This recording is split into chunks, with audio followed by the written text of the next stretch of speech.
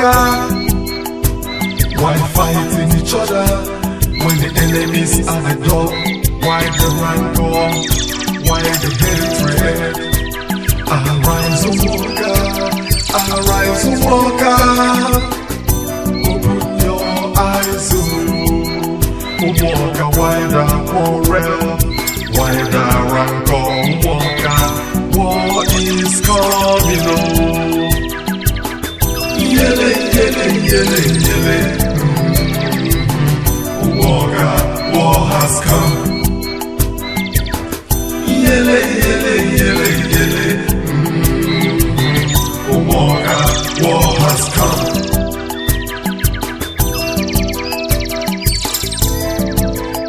An old promise. A rich man in love. A young priest fighting for his father's legacy. And a village standing between them, unaware that war was already on its way. Now, the drums of Ogbaru have stopped beating in secret. It is time for Umuoka to face what has been coming all along. 3 weeks passed since the confrontation at the farm, and on the surface, Umuoka looked more peaceful than ever. The rice farm was thriving, its green fields stretching wide and healthy under the sun.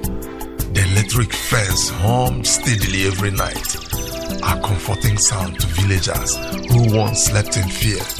Children played closer to the borders now, no longer afraid. Women sang while walking the fields. For the first time in years, Umuoka felt untouchable.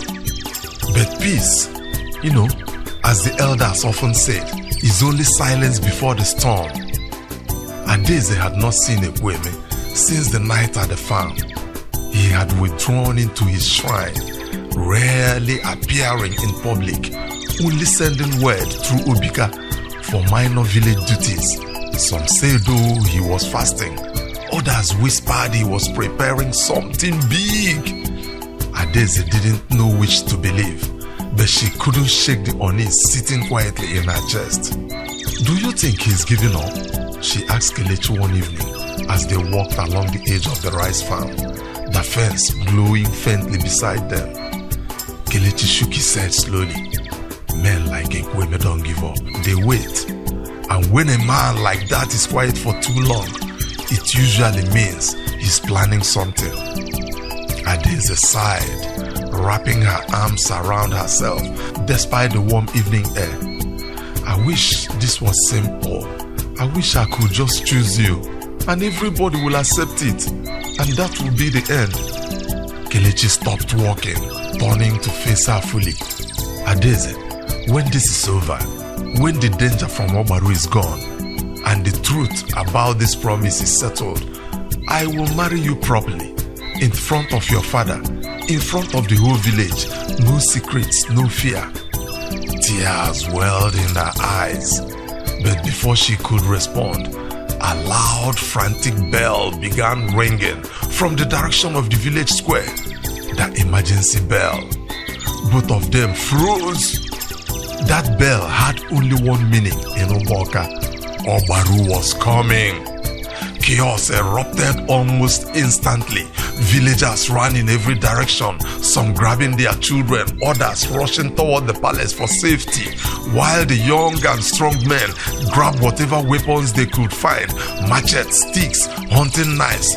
At the palace, King Obiano stood on his balcony, watching the panic unfold below, his face pale with dread. "How many?" he asked the palace guard, who had rushed in with the warning. "Too many to count. Too many to count clearly, Your Highness," the guard panted.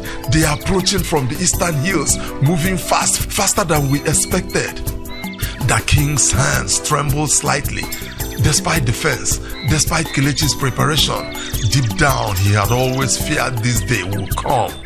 The day Ogbaru finally decided to stop threatening and start attacking.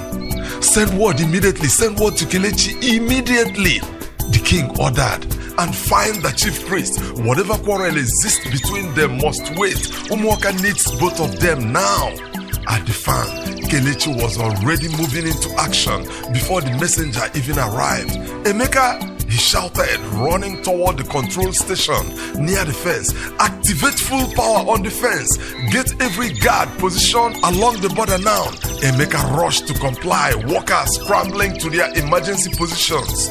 Searchlights swept across the horizon, illuminating the distant sail hut of Ogbaru's warriors, advancing steadily through the fence beyond the border. Adeze stood frozen for a moment, watching the approaching danger before Kelechi grabbed her hand firmly. Adeze, you need to get to the palace. It's not safe here. No, she said firmly, pulling her hand back gently but with determination. I am not running while my people fight for their home. I can help. I can organize the women, prepare supplies, anything. Kelechi hesitated, torn between wanting to protect her and respecting her strength. Finally, he nodded. Stay close to the palace guards then. Don't move away from them, please. She nodded quickly before rushing off toward the village center, already shouting instructions to gather medical supplies and water for the coming battle. By the fence, the first wave of Ogbaru warriors reached the border. Torches blazing in the darkness. Hold your ground, Kelechi's chief guard, a former soldier named Chukwu, shouted to the nervous line of defenders positioned along the fence. The warriors from Ogbaru slowed as they approached, eyeing the tall metal fence and humming wires with visible confusion and hesitation. This was something they hadn't accounted for. Their war chief, riding at the front on a strong black horse, raised his hand, halting the advance. What sorcery is this? He muttered, studying the fence closely. One of his scouts stepped forward nervously. Chief, it's not sorcery. The rich man built it. It carries lightning inside the wires. Touching it means death. The war chief's eyes narrowed. He had heard whispers of Kelechi's fence, but seeing it up close, glowing and humming with unnatural energy, unsettled even his hardened warriors. Find a way around it immediately. Find a way, he ordered sharply. No fence built by man can protect an entire village. Find the weak point. I order you right now. His warriors spread out along the fence line, searching for gaps, weak sections, or unguarded areas. And after nearly an hour of tense searching under the moonlight, they found something.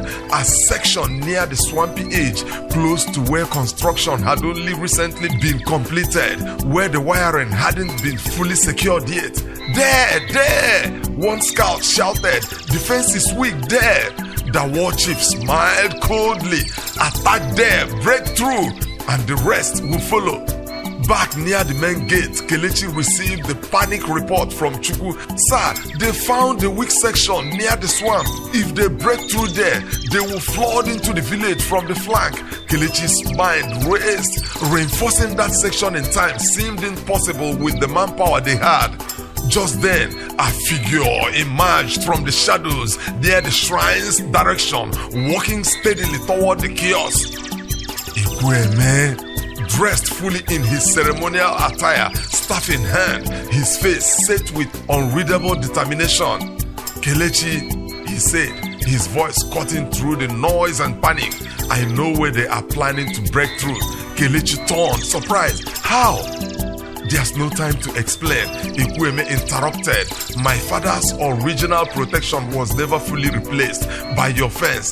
There is still a hidden barrier tied to that section of land.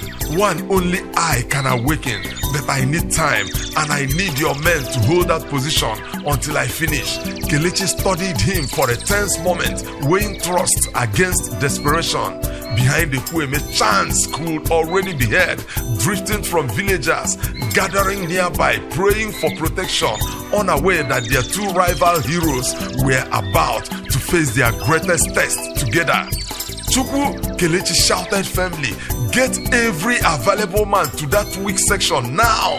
We hold that line no matter what. As guards and villagers rushed toward the vulnerable point in the fence, Ikweme moved swiftly toward the swampy edge, planting his staff firmly into the ground and beginning a low, powerful chant, his voice rising steadily into the chaotic night. Above them, dark clouds began gathering unnaturally fast, thunder rumbling ominously in the distance, as if the very sky was responding to their call. The battle for Umuoka has already begun. Yele, yele, yele, yele. Umuoka, war has come. Yele, yele, yele, yele. Umuoka, war has come. Thunder cracked across the sky as Ekweme's chant grew louder. His voice steady despite the chaos surrounding him. The dark clouds above swelled unnaturally, gathering directly over the swampy section of the fence where Ogbaru's warrior were preparing to break through. At the weak point, Chukwu and a hurried line of defenders stood their ground, machetes raised, hearts pounding. They are coming! They are coming! Oh! One guard shouted, pointing toward the shadows moving fast through the grass beyond the fence. Ogbaru's warrior surged forward, torches blazing, their war chief leading from behind on his back horse, confident that victory was finally within reach. The first warriors reached the weakened wire and began tearing it with sticks and metal rods, trying to force an opening. Hold! Hold! Chukwu bellowed to his men. Whatever happens, hold this line. Sparks flew as the wires resisted, but slowly, painfully, a gap began to widen. Just as the first Ogbaru warriors pushed through the opening, a deafening crack of thunder shook the entire village. Lightning split through the sky directly above the swamp, striking the ground near Ekweme's staff with a blinding flash. The chant reached its peak. Suddenly, a shimmering invisible wall of energy rippled outward from where Ekweme stood, spreading along the weakened section of the fence. The Ogbaru warrior who had just broken through froze mid-step as if hitting an invisible barrier before being thrown back violently, landing hard in the mud. Confusion erupted among the invaders. Sorcery! Sorcery! One warrior screamed, scrambling backward. The war chief, watching from his horse, gritted his teeth in fury. It's just a trick. It's just a trick. Push forward. There are more of us than them. But his warriors hesitated, unnerved by the display of power they couldn't explain or fight against with ordinary weapons.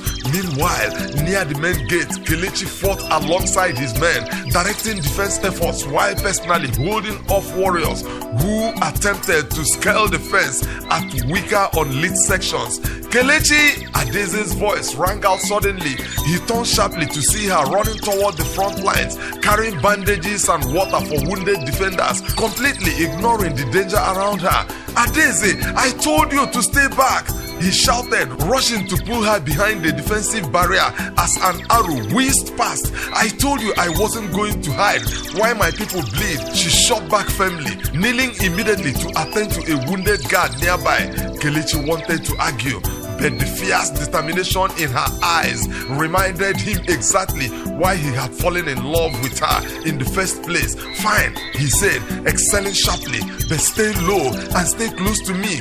Did you hear me? Together, they moved from position to position, Kelechi coordinating the defense while Adeze tended to the wounded, both risking their lives for the village they loved. Back at the swamp, Ekweme's chant continued, sweat pouring down his face from the effort of holding the barrier steady. The strain was visible, his knees beginning to buckle slightly under the weight of the power he was channeling. Obika rushed to his side. Chief priest, you cannot hold this much longer. It's consuming too much of your strength. Then I will give everything I have, Ekweme replied through gritted teeth. This land will not fall, not while I still breathe.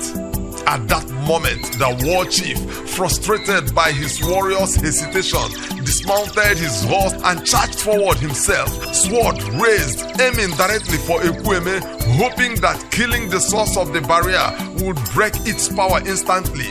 Chief priest, behind you! Obika screamed. Ekwueme, too weak from his chant to react in time, could only watch as the war chief closed the distance rapidly. Suddenly, Kelechi appeared from the side, tackling the war chief hard, sending both men crashing into the mud.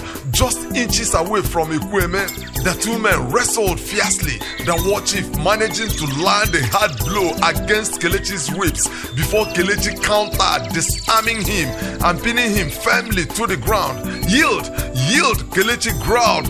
Yield or this ends badly for you. The war chief, defeated and humiliated, finally raised his hands in surrender.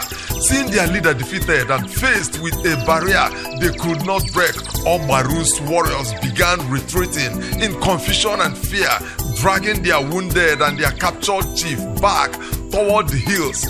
As the invaders retreated into the darkness, cheers erupted from the villagers who had gathered at a safe distance, watching the battle unfold. Ekwueme, completely drained, finally released his chant.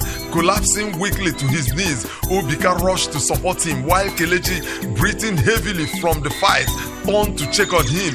Ekwueme, Kelechi said, extending a hand to help him up. You saved us tonight. Without that barrier, we would have lost that section for sure. Ekwueme looked up at him, exhaustion and something like grudging respect flickering across his face. He accepted the hand, allowing Kelechi to pull him to his feet. And you saved my life, Ekwueme admitted quietly, a debt I did not expect to owe you. For a long moment, the two men stood facing each other, rivals turned unlikely allies, the tension between them shifting into something new, not friendship exactly, but mutual respect earned through fire and struggle. The following morning, the village gathered at the palace grounds, still buzzing with relief and gratitude over the victory. King Obiano stood before his people, Adeze by his side, Kelechi and Ekwueme both standing respectfully before the throne. Umuoka has faced his darkest hour, the king announced to the crowd, and yet we stand here today alive because two men, different in every way, choose to set aside their rivalry and fight for something greater than themselves. The crowd erupted in applause. The king turned to Kelechi first. Your wealth, your machines, your courage. You have proven your love for this land is real, not just words. Then he turned to Ekwueme. And you, young chief priest, you have shown that true power is not about pride or old promises, but sacrifice for your people, just as your father once did. Ekwueme lowered his head respectfully before speaking words that surprised everyone present. Your Highness, he said, his voice steady but humble, I released the princess from my father's promise. Gaps rippled through the crowd. I once believed that promise was my right, Ekwueme continued, but I have come to understand that true respect cannot be forced, only earned. Adeze's heart was never truly mine to claim. It was always meant for another. Adeze, tears welling in her eyes, stepped forward. Thank you, Ekwueme, for understanding and for your bravery last night. This village will forever remember what you did. Ekwueme managed a small, genuine smile, the first real smile he had shown in a long time. Take care of her, Kelechi, or you will answer to more than just her father. Kelechi chuckled, extending his hand once more. You have my word. The two men shook hands firmly, sealing a newfound respect between them as the crowd cheered once again.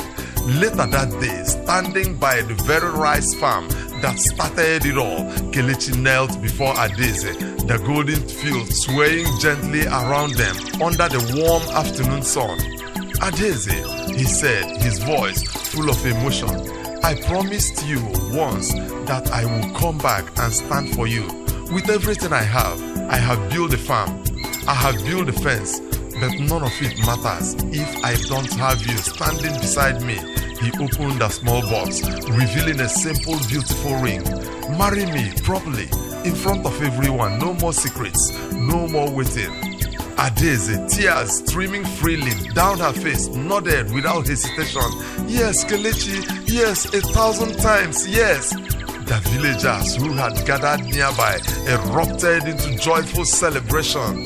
drums beating, women singing, children dancing between the rows of rice as the sun set beautifully over Umuoka, a village that had finally found peace, not just from war, but from years of old promises and buried pain.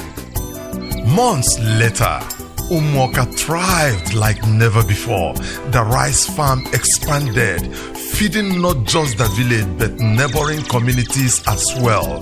The electric fence stood as a permanent reminder of resilience, though peace talks with Ogbaru's new, more reasonable leadership meant it was rarely needed anymore. Ekwueme, having earned newfound respect throughout the region, became known not just as a powerful chief priest but as a wise mediator, often called upon to settle disputes between villages using both his spiritual wisdom and his hard-earned humility. As for Bika, his quiet loyalty and honesty during the darkest days did not go unnoticed. Ekwueme began grooming him not just as an assistant but as a true successor, one who would carry forward the family legacy with both power and wisdom.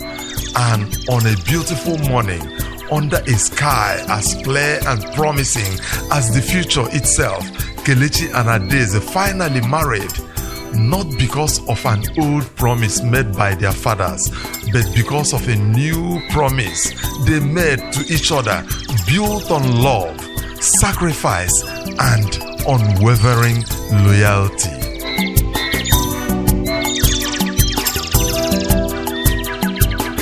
Yele, yele, yele, yele. Umuoka, war has come. Yele, yele, yele, yele. Umuoka, war has come. Why fighting each other when the enemies are the fence? Umuoka, Umuoka. Why fighting each other when the enemies are the door? Why the rancor? Why the hatred? Arise, Umuoka, arise, Umuoka. Open your eyes, Umuoka. Why the quarrel? Why the rancor? Umuoka, war is coming, oh. Yele, yele, yele, yele.